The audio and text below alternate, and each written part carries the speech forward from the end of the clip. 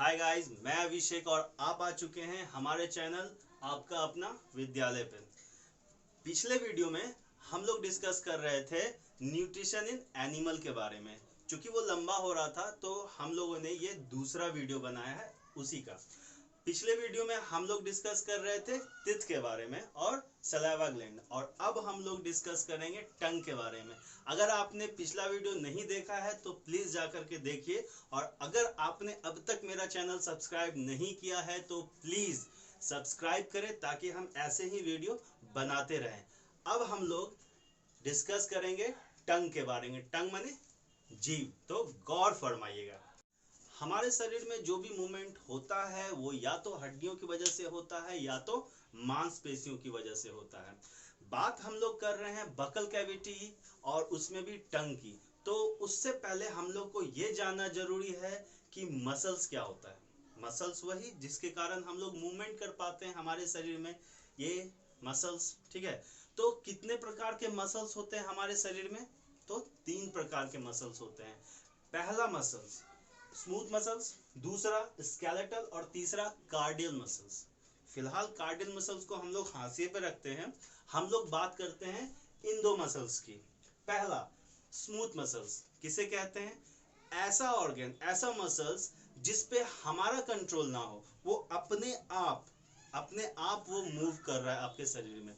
जैसे कि हमारा लार्ज इंटेस्टाइन और स्मॉल इंटेस्टाइन। क्या आप ऐसा कर सकते हैं कि पेट में हाथ घुसा के या अपने दिमाग से कि सारा मतलब कि कचरा इंटेस्टाइन का साफ कर दे?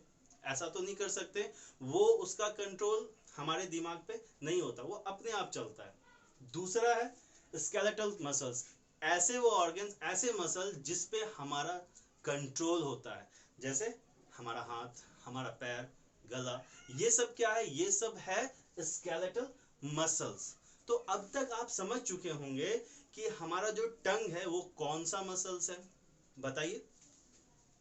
जी हाँ, हमारा जो मसल्स है वो स्केलेटल मसल्स है, ये टंग, क्योंकि हम लोग इसे हिला सकते हैं, ठीक है। तो अब तक आप लोग इसके बारे में समझ चुके हैं। तो चलिए आगे हम लोग बढ़ते हैं, अब टंग के बारे में जानते हैं।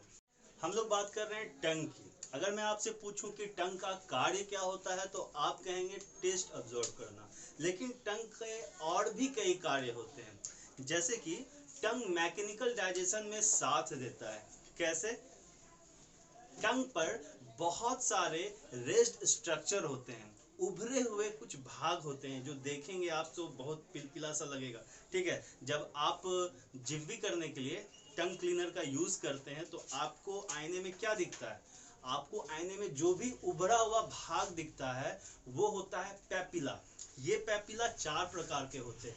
फिलहाल जो पहला पैपिला होता है, जो बहुत सारे अबेंडेंट मात्रा में होता है, वहां पे इस तरह होता है, उसे हम लोग कहते हैं फिलीफॉर्म पैपिला।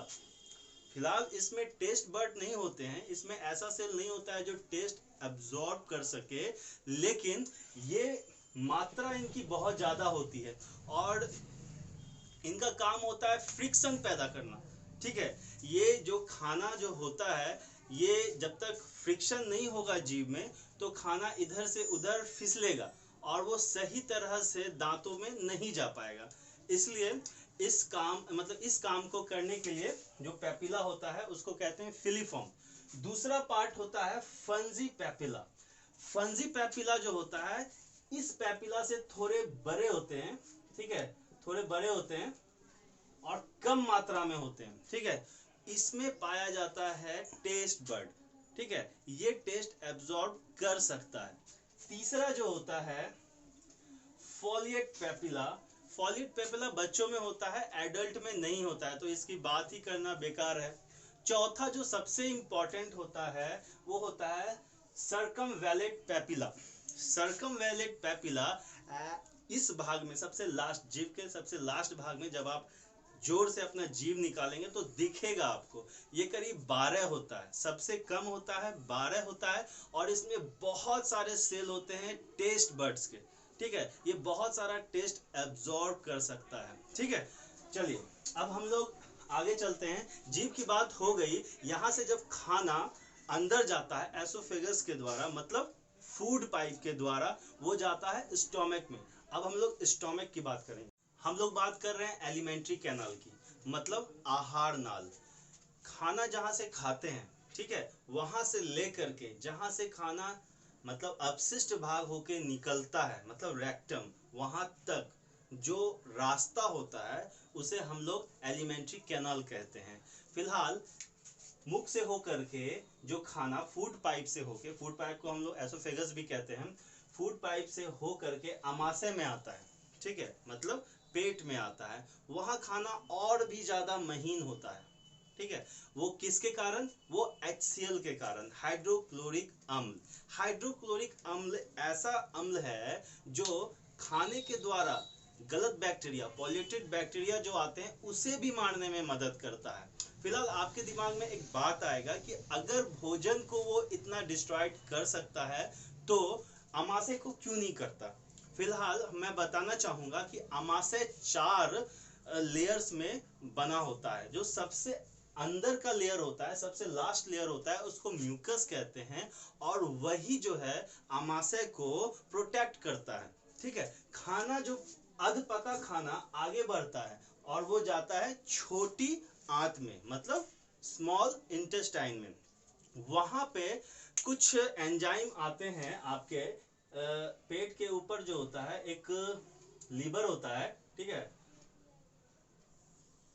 यहाँ पे लीवर होता है। लीवर से जो है एक जूस निकलता है जिसको बाइल जूस कहते हैं, ठीक है। और ये जूस जो होता है, लीवर के ही नीचे एक ऑर्गन होता है जिसको हम लोग गोल ब्लैडर कहते हैं। गोल ब्लैडर में ही ये बाइल जूस जमा होता है और यहाँ से ये छोटी आंत में आता है। छोटी आंत में आकर के ये फैट को सीक्रेट करता है, मतलब फैट को डिस्ट्रॉयड करता है, कन्वर्ट करता है, ठीक है। अगला है हम लोग का पैनक्रियास। पैनक्रियास पेट के नीचे वो ऑर्गन रहता है जिससे कुछ खास प्रकार के एंजाइम निकलते हैं जो प्रोटीन, कार्बोहाइड्रेट और फैट को कन्वर्ट करता है। मतलब किस में? प्रोटीन को कन्वर्ट करता है एमिनो एसिड में, कार्बोहाइड्रेट को परिणत करता है ये ग्लूकोज में, और फैट को कन्वर्ट करता है फैटी एसिड्स में, ठीक है। अब छोटी आंत में ही कुछ ऐसी प्रक्रिया होती है, मान लीजिए ये छोटी आंत है, ठीक है, ये छोटी आंत है, तो इस छोटी आंत के रास्ते में ही ये छोटे छोटे वेसल्स निकले होते हैं, ठीक है। ये छोटे छोटे वेसल्स जो होते हैं ये ब्लड वेसल से मिले हुए होते हैं, और जो ये उंगली नुमा वेसल्स, इसको वेली भी कहते हैं, ये वेली जो है खाने से न्यूट्रिशन अब्सॉर्ब करती है, जरूरी तत्व जो है अब्सॉर्ब कर लेती है और ब्लड में मिला देती है, ठीक है। इसका यहाँ पे काम खत्म होता है। अब ये खाना जो है पका, मतलब पूरी तरह से पचा हुआ खाना, ये बड़ी आंत में जाता है।